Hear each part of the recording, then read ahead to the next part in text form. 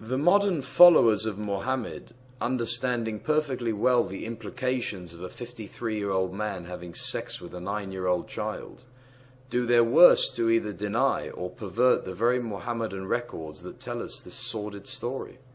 Please elaborate. Although we have addressed part of this issue in other earlier chapters, nonetheless it is one of the more sordid episodes in Muhammad's conduct that even modern Muhammadan scholars do their worst to hide. According to tradition, Muhammad married her when she was a child of 6 years of age, and he was 50 years old. So young, in fact, that she brought with her her toys. This evidence alone shows that psychologically and socially she was still an innocent and immature child. He consummated his marriage with her at the age of 9 years, when he was 53 years old. The waiting period of 3 years had to do with the fact that at that time Aisha had contracted a disease, whereby she temporarily lost all her hair. The so-called disease was actually due to the immense shock of a child being handed over to a much older person. Such psychological traumas can and do produce almost instant side effects, such as loss of hair or even hair turning white. Sahih al-Bukhari Hadith 6.399, narrated by Yusuf bin Mahik. I was in the house of Aisha, the mother of the believers. She said, "This revelation, nay, but the hour is their appointed time, and the hour will be more previous and more bitter," 54.46, was revealed to Muhammad at Mecca while I was a playful little girl. Sahih Bukhari 7.18, narrated by Ursa. The Prophet asked Abu Bakr for Aisha's hand in marriage. Abu Bakr said, "But I am your brother." The Prophet said, "You are my brother in Allah's religion and His book, but she is lawful for me to marry." Abu Bakr was so shocked at Muhammad's proposal to marry his child Aisha of 6 years that he told him, "But I am your brother."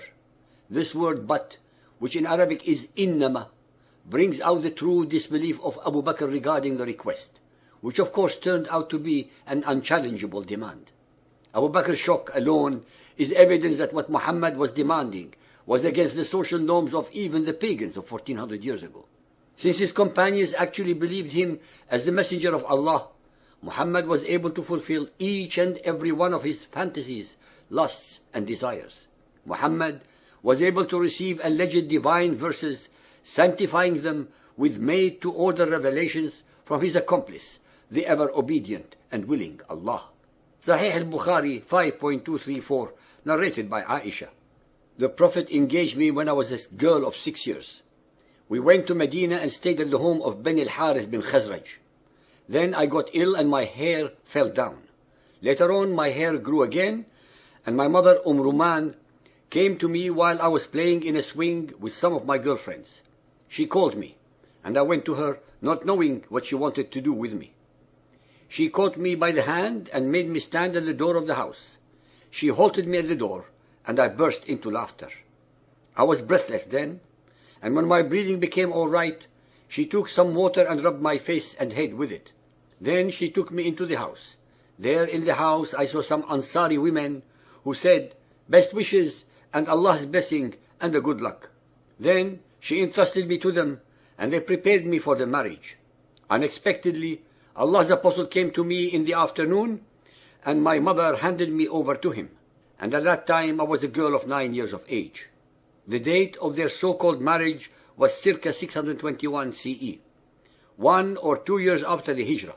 It is obvious that he did not consummate his marriage to her earlier because of her illness, an illness that came about due to the shock of the events that were taking place around a little uncomprehending child girl. Sahih Bukhari 9.139, narrated by Aisha. Allah's apostle said to me, "You were shown to me twice in my dream before I married you. I saw an angel carrying you in a silken piece of cloth, and I said to him, 'Uncover her,' and behold, it was you. I said to myself, 'If this is from Allah, then it must happen.'" Muhammad started dreaming of Aisha when she was less than 6 years of age. He wasted no time in fulfilling his desire, in spite of the fact that the object of his lust was a mere child. Is it normal for a man of 50 plus to dream of a union with a baby girl? As usual, Muhammad created a scene in association with the angels and Allah to justify the immoral and the unjustifiable. Sahih Muslim, Book 8, number 3311. Aisha reported that Allah's Apostle married her when she was 7 years old, and she was taken to his house as a bride when she was 9, and her dolls were with her. And when he died, she was 18 years old. The Holy Prophet died when he was 63, so he must have married Aisha when he was 51 and went to her when he was 54. Sahih Bukhari, Volume 5, Book 58, number 245, narrated by Aisha. I never remembered my parents believing in any religion other than the true religion, i.e. Islam. If Aisha was older, i.e. 16 or 18, as some Muslims claim, she would have remembered the religion of her parents prior to becoming Muslims. Sahih al-Bukhari 7.88, narrated by Ursa. The Prophet wrote the marriage contract with Aisha while she was 6 years old, and consummated his marriage with her while she was 9 years old, and she remained with him for 9 years, i.e. till his death. Sahih Bukhari 8.151, narrated by Aisha. I used to play with the dolls in the presence of the Prophet, and my girlfriends who also used to play with me. When Allah's Apostle used to enter my dwelling place, they used to hide themselves, but the Prophet would call them to join and play with me.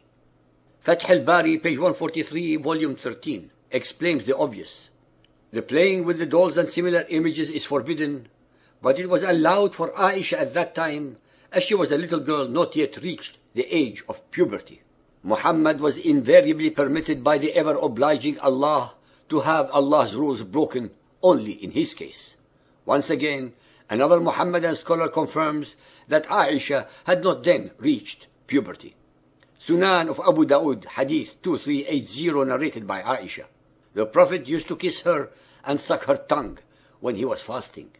Al-Tirmidhi, Hadith 6182, narrated by Aisha. Gabriel brought a picture of her on a piece of green silk to Allah's Messenger and said, "This is your wife in this world and the next." In this hadith, Gabriel brought a picture of Aisha, but not Aisha herself.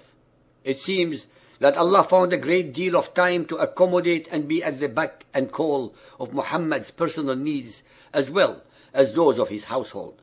None of the Hebrew prophets ever received such minutiae of attention to their personal requirements and comfort, even those with whom he befriended, as Abraham, or talked direct to Moses.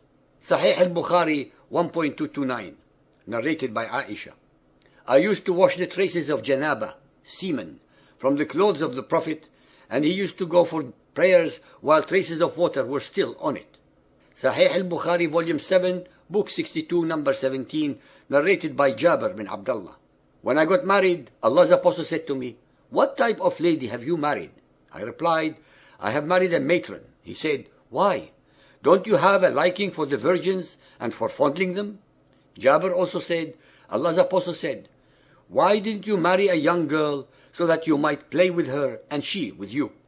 In the classic history of the life of Muhammad, Sirat Rasulullah, by Ibn Ishaq, page 311, there is an account in which Muhammad expressed a marital interest in a crawling baby. This event seems to have occurred around the time of the Battle of Badr, which would have made Muhammad approximately 55 years old. Suhaili 2.79 in the Riwayah of Yunus. Ibn Ishaq recorded that the Apostle saw her, al-Fadl, when she was a baby crawling before him, and said, "If she grows up and I am still alive, I will marry her." But he died before she grew up. So Muhammad's interest in young girls extended beyond Aisha. Why would anyone think that Muhammad's sexual interest in babies be the timeless expression of the will of Allah? How does such a prurient desire support Muhammad's claim to be a prophet of Allah? Such a desire by an old man is contrary to nature, and it is a perversion against the moral order of Allah's universe. Ladies and gentlemen, so-called believers and unbelievers, be aware that in the Arabic language of Muhammad's time, a single word, nikah, meant having sexual intercourse, marriage, or rape. Since Aisha was 6 years old when she was so-called married to Muhammad, nakaha, which is way below the age of intelligent consent, and as the ahadith demonstrate, Aisha was his unwilling partner. When he penetrated her at the age of 9, the same word, nakahaha, is used. Yet again, consent was not given. Hence, based entirely upon all the evidence at hand, This is purely a case of rape. Muhammad raped Aisha. As an aside, although Muhammad preferred to have sex with the young Aisha more than any of the other 8 wives, she was not able to conceive. It should be pointed out that he most probably damaged her reproductive system by penetrating her at such a very early age. So-called believers, go to Google and investigate this subject, and you will find to your shock and amazement that the current Muhammadan sources tell you that he married her at the age of 10 to 11 and consummated their marriage at the age 14, 18 or 19. Why pervert the original hadiths and deceive the readers if it was a morally, culturally and biologically acceptable case?